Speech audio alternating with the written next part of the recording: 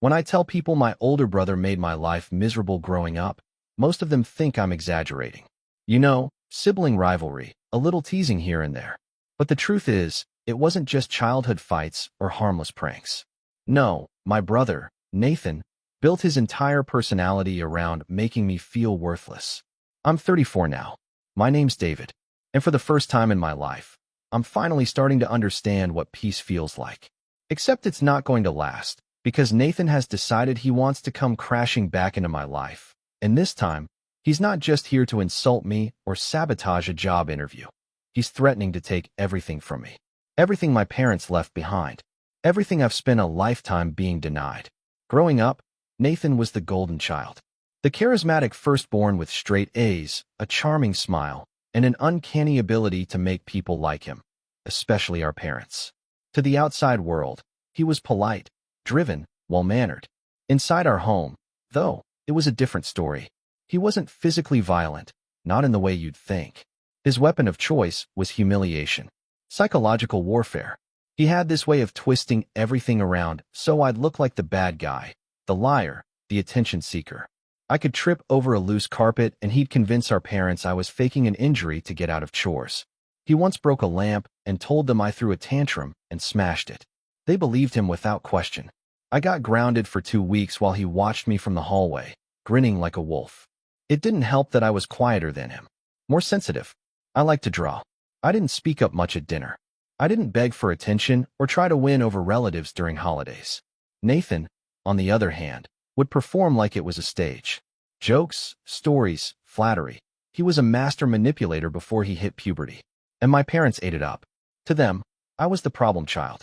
The kid who needed to try harder, who always seemed to be sulking, who couldn't just let things go. When I tried to speak up about the way Nathan treated me, they'd wave it off.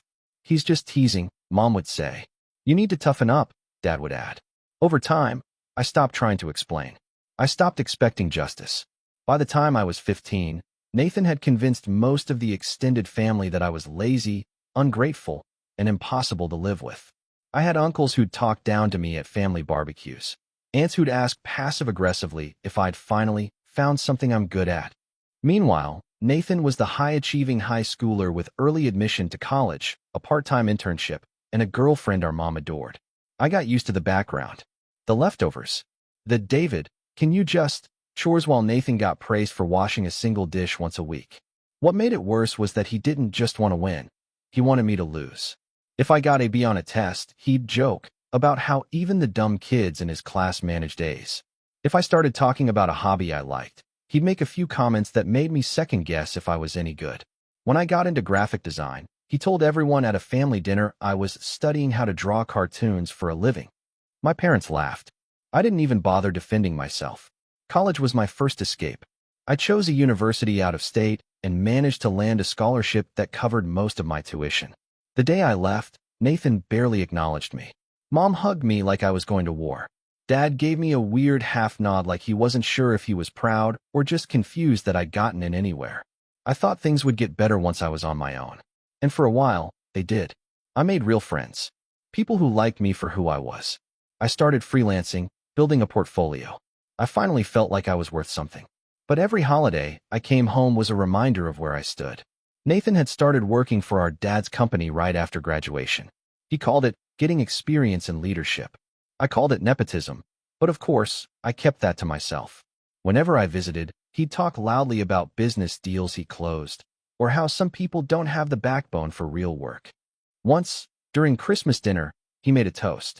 To David, he said with a smirk, "May your dream of designing comic book ads finally pay the rent." Everyone laughed, even my mom, who turned and said, "Oh, come on, he's just kidding." But I wasn't a joke. I was slowly building something. By 28, I had my own business. Small but steady. A few contracts with mid-sized companies. I didn't need to work for my dad. I didn't need Nathan's approval. But no matter how far I got, part of me still wanted them to see. To finally admit they'd been wrong about me. That maybe, just maybe, I wasn't the failure Nathan painted me to be. It never came. Not until Nathan got arrested. It was around this time last year. I got a call from my cousin Ben, who worked at a law office downtown. He said, "David, did you hear about Nathan?" My stomach dropped. I thought something terrible had happened, an accident or worse. But no, Nathan had been indicted for wire fraud. He'd been skimming from vendors under the table, creating fake shell companies, routing payments through them to siphon off thousands over the course of 2 years. My dad's company was under investigation. So was Nathan. And this time, there was proof. Emails, fake invoices, paper trails. When I told my parents, they didn't believe it at first. There must be a mistake, Mom kept saying. Nathan would never. But then the court documents came. The local news started running stories. And slowly, like fog lifting, they began to see what I'd known all along. Nathan wasn't the hero. He wasn't the saint. He was just good at pretending. They were devastated. My dad aged 10 years in a month. My mom stopped hosting Sunday dinners. And for the first time in my life, they turned to me. They asked questions. They listened. They started showing up for me, not just in words, but in action. I helped my dad sort through the mess Nathan left behind. I offered my design services to revamp the company's image. And slowly, the trust I'd craved all my life began to build. Too little, maybe, but not too late. When my parents passed away a few months ago, within weeks of each other, it was sudden. Heart attacks, both of them. My father's was stress-induced, the doctor said. My mother's was pure heartbreak. They left behind a will. Clear, unambiguous. Everything, the house, the company, their savings, was left to me. Their final letter to me was short, but powerful. You've always been the steady one. We see that now. Take care of what we built. Forgive us for how long it took. Nathan was not mentioned. And that's where the Real story begins. Because Nathan found out. And he is not taking it well. Not even a little. The first message came 2 weeks after the funeral. A single line. We need to talk about what's mine. Then a voicemail. You think this is over? Think again. Then he showed up. Unannounced. Pounding on my door like a debt collector. Saying things like, I built that company too. And Dad only cut me out because you poisoned him against me. He told me he was going to sue. Said I had no right to keep the house. Said the business was his birthright. I haven't responded yet. I've been trying to stay calm. Rational. But it's getting harder each day.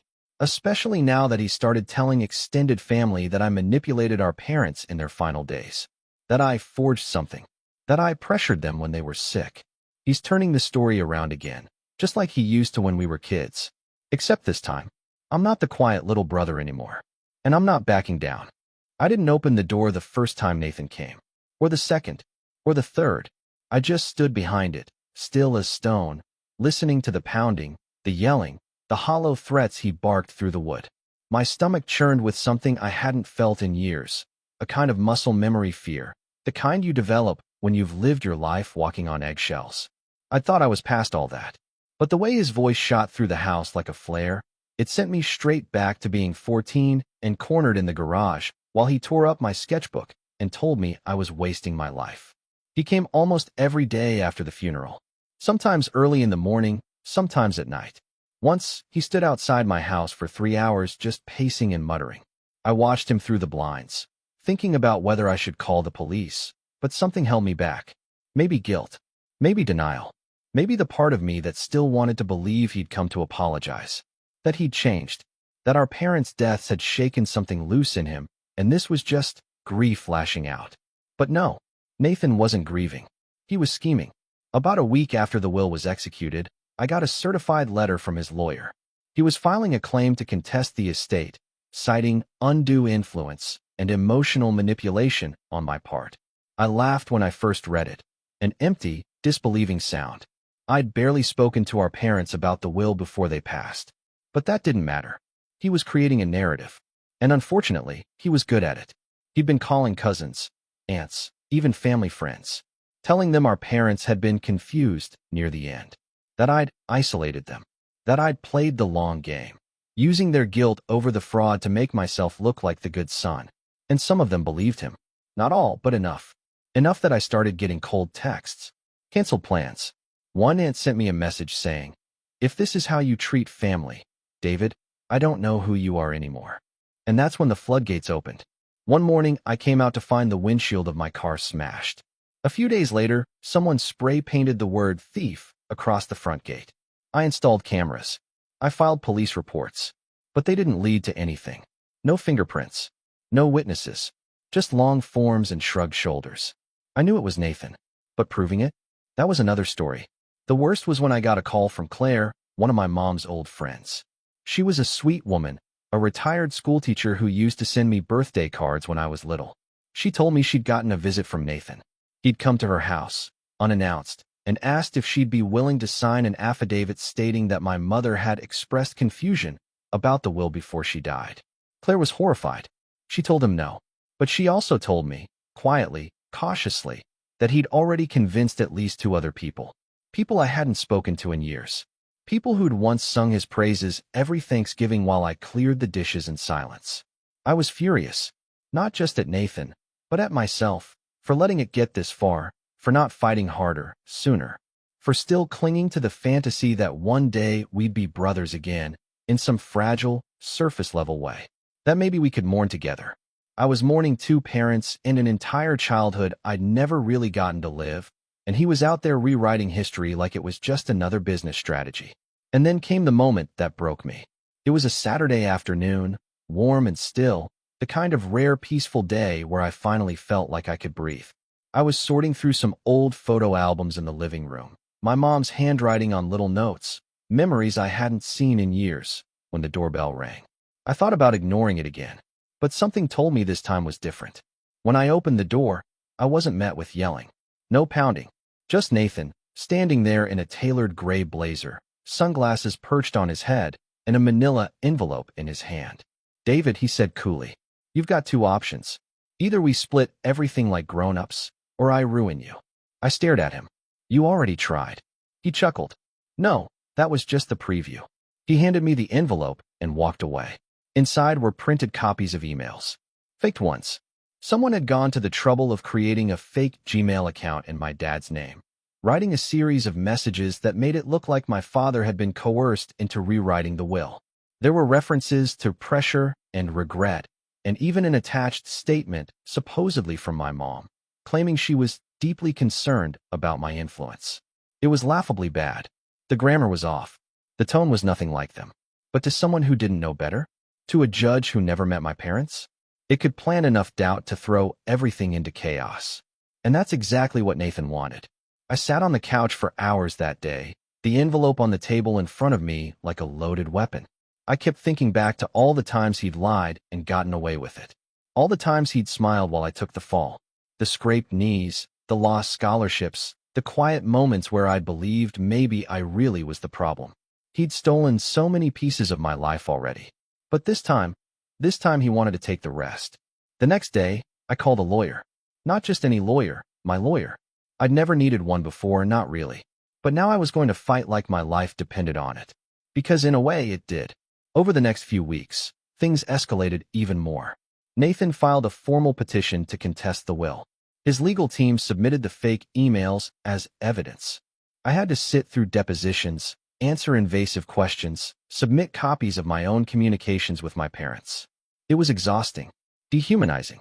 Every day felt like a battle in a war I never wanted. And through it all, he kept showing up. Sometimes at the courthouse. Sometimes at the office my father left me. He'd sit in the parking lot in his car, staring at the front door. Once, I caught him talking to one of my employees, feeding them lies about how I cheated my way into the business. Another time, he showed up at a local cafe where I was meeting with a vendor and made a scene so loud, we both got kicked out. The worst part of me still wanted to believe he wasn't evil, that he was just broken, angry, hurt, that if I could just reach the core of him, the version of Nathan that maybe existed once upon a time, I could stop all of this. That hope? It died the day I found out what he did to Dad's former assistant, Julia. Julia had worked for my father for nearly 2 decades. She was loyal, kind, treated me like her own son when I was a teenager cleaning out the supply closet for extra allowance. She testified in support of me, saying my parents had been of sound mind and fully intended to leave the estate as they did. A week later, someone broke into her car. They didn't take anything, but they left a manila envelope on the seat, full of screenshots of her son's social media, her home address, and a single typed line. Perjury has consequences. She broke down and called me crying. That was when I knew Nathan had crossed a line he couldn't come back from, and I was done playing defense. I don't know what rock bottom is supposed to feel like, exactly. Some people say it's dramatic, like a final punch in the gut that knocks the wind out of you. Others say it creeps in slowly, like the waterline rising while you stand in it, paralyzed, pretending you're not drowning. For me, it was somewhere in between. It didn't happen all at once. But there was a moment when I looked in the mirror, eyes hollow, skin dull from lack of sleep, and didn't recognize myself. And not in the poetic, self-reflective way. I mean, I literally flinched. I looked like someone going through withdrawal, and in a way, I was. Withdrawing from my family, from my past, from the illusion that being good and staying quiet would ever protect me. After Julia's car was broken into, and she called me sobbing, I hung up the phone and sat on the floor of my hallway. Not the couch, not a chair, just the cold wood floor, my back against the wall. I stayed there for over an hour. No TV, no scrolling on my phone. Just silence. That tight, suffocating kind of silence where your thoughts loop like a bad song stuck on repeat. How did it get this bad? How did he still have this much power over me? I felt guilty. For Julia. For my parents. For every single person Nathan was targeting because of me. I'd spent years swallowing my voice, trying to make peace, playing the bigger person like it was a moral badge of honor. But in doing so, I'd left people unprotected. People like Julia, who didn't ask for this. People who trusted me. I thought about pulling out of the legal battle entirely, letting Nathan have whatever he wanted. Maybe if I just signed over the house or split the business, he'd stop. Maybe if I gave in, the harassment would go away. The family members who stopped speaking to me might return. The whispers would stop. The tension in my neck would ease. I wouldn't have to be at war anymore. But then I remembered something from years ago. I was 17. Nathan had borrowed my car, technically our dad's hand-me-down that we shared, and crashed it into a tree while drunk.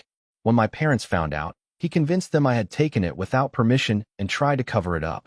I remember the look in my dad's eyes when he yelled at me. The disappointment. The fury.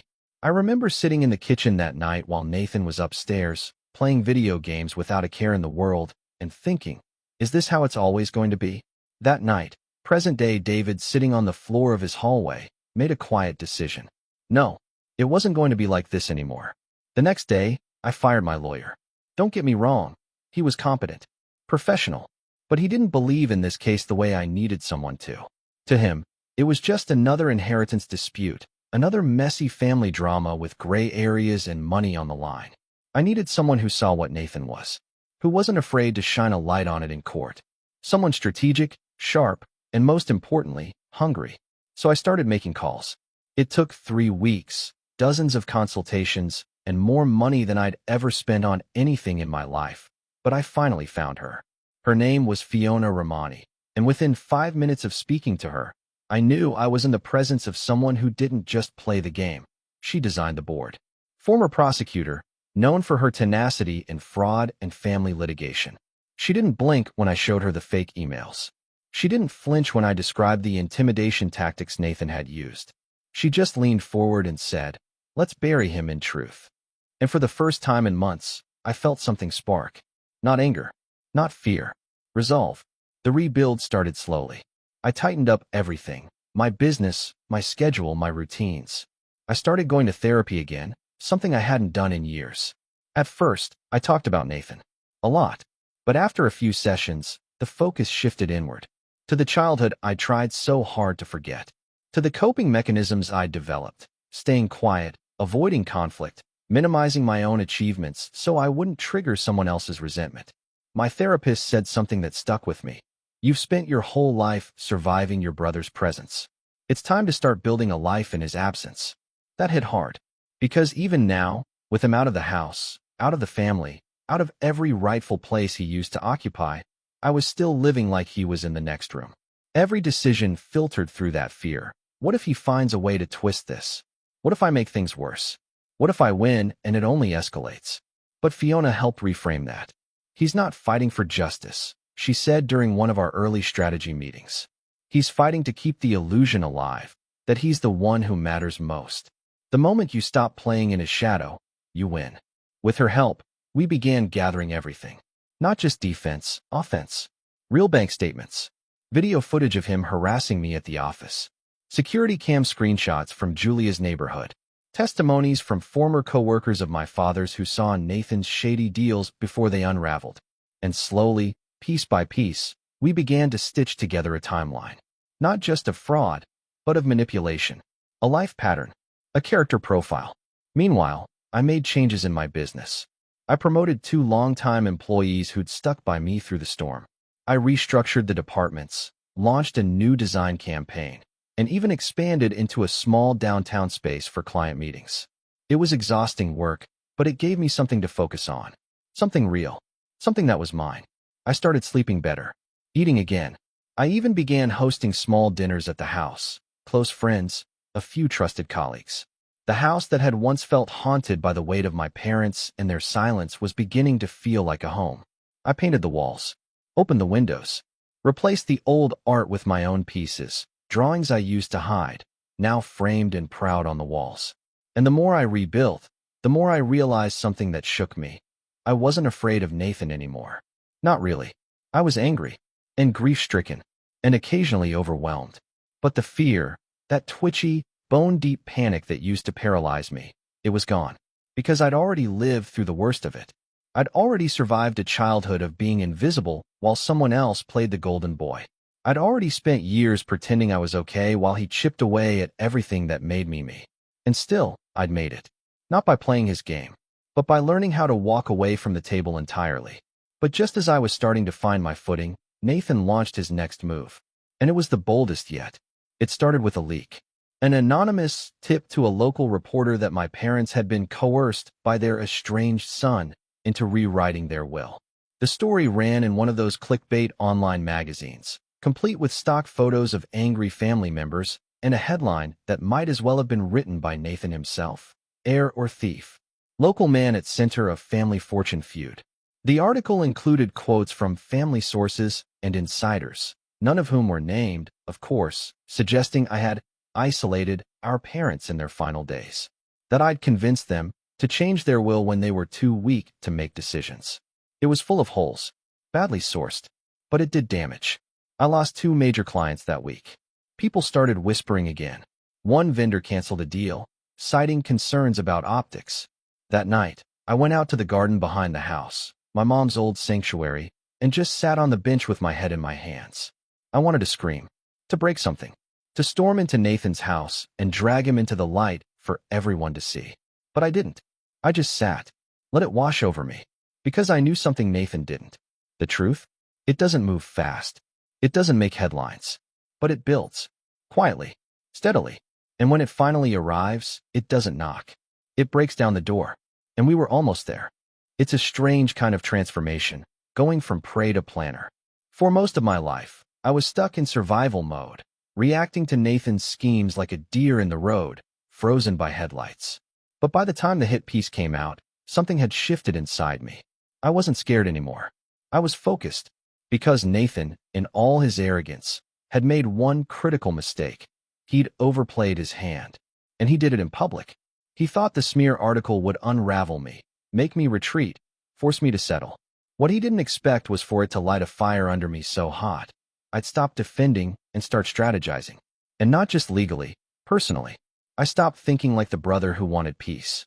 I started thinking like the man who finally had something worth protecting and nothing left to lose.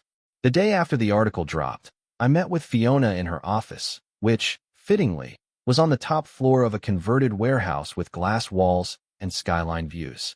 She was already pacing when I arrived, binder in hand, highlighter tucked behind her ear. "He's getting desperate," she said without preamble. "This kind of PR play? It's noise. It tells me he's afraid he's losing." I sat across from her and said, "Then let's make him right." We spent the next few weeks creating what she called a counteroffensive. Not just legal rebuttals, but a full documentation package of who Nathan really was. Fiona called it a character portfolio, and it included everything from his fraud indictment to statements from people he had intimidated or manipulated, former employees, ex-girlfriends, a former therapist who couldn't reveal details but confirmed patterns of narcissistic behavior. But that wasn't enough. We needed to go deeper, stronger, and that meant doing something I never thought I'd do. I reached out to my father's former business partner, Leonard. Leonard and my dad had co-founded the original company back in the late 80s. They split ways when I was still a kid. Leonard retired early after a buyout, but my dad always spoke of him with respect. I hadn't seen the man in over a decade. He was in his 70s now, mostly off the grid in a lakeside home 2 hours north. But when I called and told him what Nathan was doing, how he was dragging our parents' names through the mud, he agreed to meet. Leonard had a memory like a steel trap. Over coffee in his sunroom, he recounted in vivid detail the early days of the company, the way my dad handled clients, and, most importantly, how Nathan had begun manipulating operations during his training years. He remembered catching him altering invoice data, remembered warning my father. "Your dad didn't want to believe it at the time," he said, staring into his mug. But he knew. He just didn't want the shame of it to be real. Leonard agreed to write a formal statement. Sworn, notarized. He even found old emails showing he'd flagged suspicious transactions. Emails my father had quietly acknowledged, then buried. It was heartbreaking, but it was also the kind of undeniable paper trail we needed. When I brought it back to Fiona, she flipped through it like a chef eyeing fresh ingredients. "This," she said, "is going to break his story in half." And it wasn't just Leonard. One by one, other people began stepping forward. Claire, my mom's old friend, who told us Nathan had tried to bribe her for a statement. Julia, Dad's longtime assistant, who bravely submitted her affidavit, even after the intimidation. Ben, my cousin who worked in law, agreed to testify about the day he called to tell me Nathan had been arrested, how I'd sounded stunned and shaken, not like someone plotting to seize an opportunity. Even some of my former high school teachers wrote letters. Apparently, Nathan's manipulation wasn't limited to home. One teacher recalled how he plagiarized a class project and got away with it by shifting the blame onto another student. Another remembered how he bullied a quieter kid into withdrawing from student council, then took the position himself. All these stories, all these receipts, all these people who'd seen behind the curtain, and finally felt safe enough to speak. Still, I knew legal ammo alone wouldn't stop Nathan. Not completely. His real power came from perception, the way he bent reality to his advantage. And I needed to take that power away. So I started working on something else. Something that would hit him where it hurt most. His image. I hired a private investigator. Not to stalk him or dig up dirt in the tabloids. I had no interest in tabloids. I wanted facts. Business records. Property transactions. Tax filings. Everything public, everything legal. I needed to know how he was funding this campaign of lies. How he still had enough money to throw around, hire lawyers, bribe relatives, orchestrate media spins. What we found was delicious. Nathan had set up a series of shell companies in Nevada and Florida. LLCs with no employees, no public-facing business model. Several of them had quietly received consulting fees from vendors my father's company had worked with in the past. In other words, he was still laundering money. Not on the same scale as before, but just enough to keep his lifestyle inflated. That gave us leverage. If he pushed too hard, we'd push back, with IRS filings in hand. Meanwhile, I started reclaiming my family name in a quieter, more personal way. I hosted a memorial event at the community center, one my parents had always supported through small donations, but never visited in person. I created a scholarship in their name for students pursuing small business development. I spoke at the event myself, even though public speaking used to make my knees shake. But this time, I felt grounded, clear. I talked about my dad's discipline, my mom's quiet kindness, and how they'd taught me, however late, that honesty matters more than legacy. That family isn't just blood. It's choice. Who you stand by. Who you protect. The response was overwhelming. Not just from strangers, but from family members who'd been sitting on the fence. My Uncle Raymond came up to me after the speech, tears in his eyes. "I didn't know," he whispered. "I didn't see what was really happening. I'm sorry." Bit by bit, the tide began to turn. My lawyer filed a countersuit against Nathan for defamation, harassment, and emotional damages. The evidence package we submitted to the court was over 300 pages thick, documented, indexed, and airtight. Fiona had it couriered directly to the judge with a formal motion to expedite discovery. But I wasn't done yet. There was one last piece of the puzzle. A ticking time bomb Nathan didn't know I had. Months earlier, when I'd been going through my parents' home office, I found an old external hard drive. It was in a drawer marked Dad, work stuff, wedged between some blueprints and old client contracts. I hadn't looked at it right away, Grief had made sorting through their things too painful, but something about that label had stuck in my mind. When I finally plugged it in, I discovered a folder labeled simply, Contingency. Inside were audio recordings. Not many, just 3, but each one dated within the last 6 months of my parents' lives. They were conversations between my father and mother. Private, personal, and heartbreaking. In one of them, my dad said clearly, "I want to make sure David has everything. Nathan's already had his share. He took it the day he betrayed us." In another, my mom said, "David's always been the one who stays. The one who listens. I don't want him to think we didn't see him, John. We have to do this."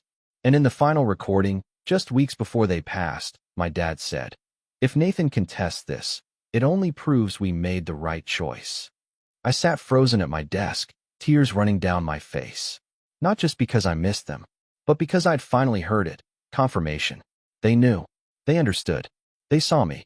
And now, I had their voices to prove it. We submitted those recordings to the court under seal, alongside a motion to authenticate their origin. It would take time, red tape, legal maneuvering, but they were real.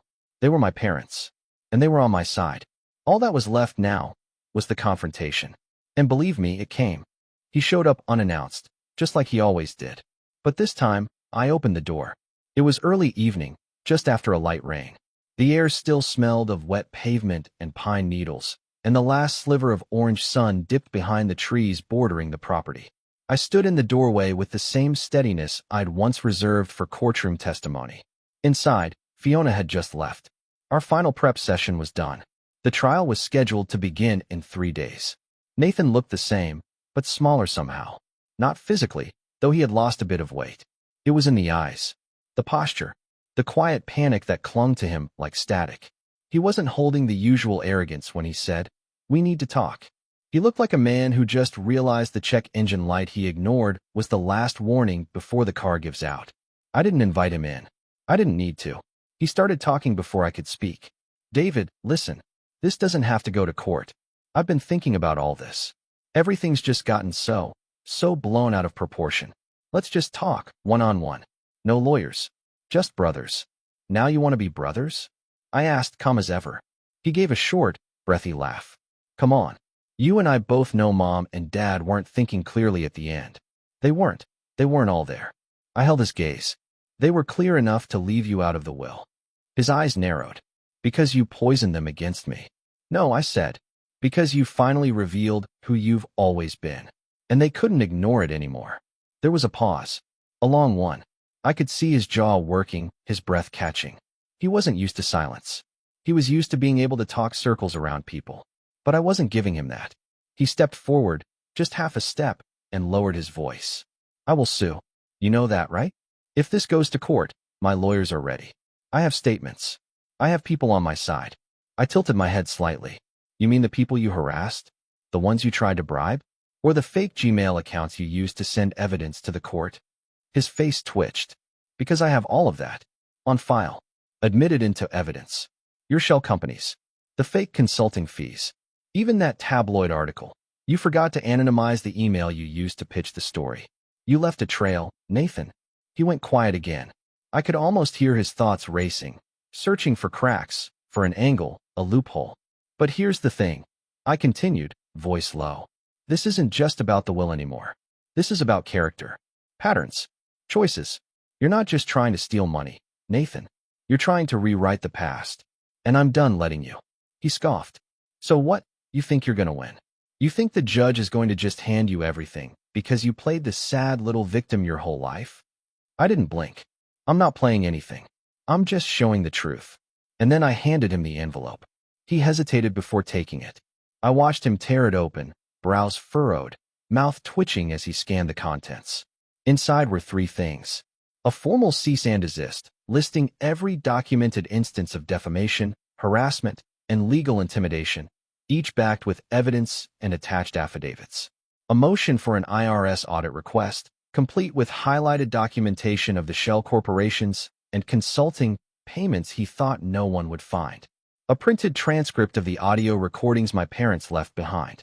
Not the recordings themselves. I wasn't going to weaponize their voices like that. But the transcript was enough to make his eyes widen by the 3rd line. I have the originals, I said.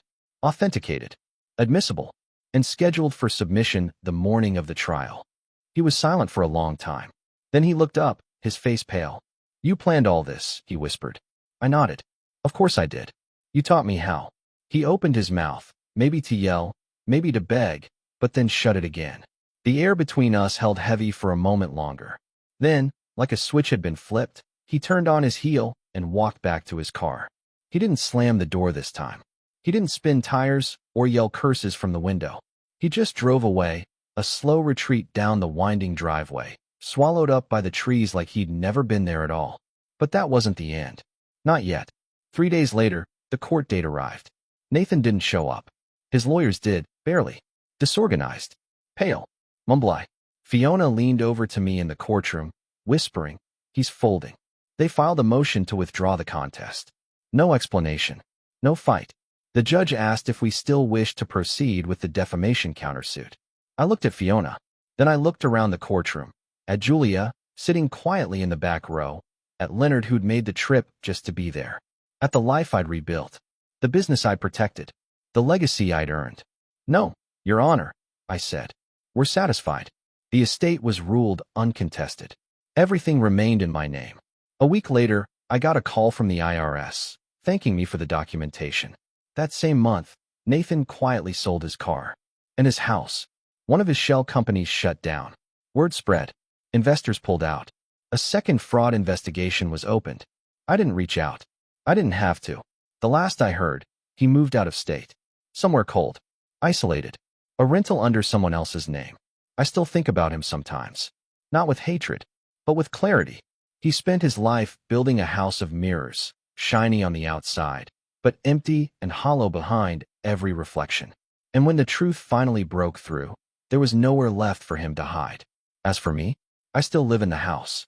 The one my parents built, the one they left to me not because I was perfect, but because I was real. I keep their letters in a drawer in my office.